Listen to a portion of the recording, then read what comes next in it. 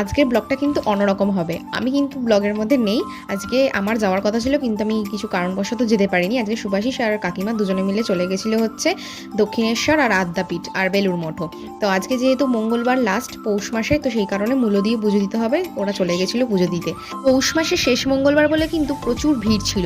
আদ্যাপীঠেও ভিড় ছিল, দক্ষিণেশ্বরেও ভিড় ছিল। তো আদ্যাপীঠেও লাইন দিয়ে পুজো দিতে হয়েছে। তো ওখান থেকে ওরা ঠিক করেছিল যে ওখানেই খাওয়া দাওয়া করবে।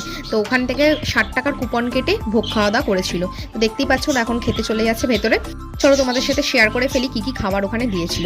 প্রথমে দিয়েছিল একটা হচ্ছে বাসন্তী পোলাও টাইপের দিয়েছিল, আর তারপরে দিয়েছিল হচ্ছে অন্নভোগ, তার সাথে ছিল হচ্ছে একটা মিক্স ভেজ, আর তারপরে দিয়েছিল হচ্ছে একটা বেগুনি, তারপরে ছিল হচ্ছে খিচুড়ি আর লাবড়ার তরকারি আর চাটনি আর পায়েস। এখানে তোমরা যতবার খুশি নিচে নিতে পারো, কোনো অসুবিধা নেই, খাবার তো খুবই ভালো ছিল।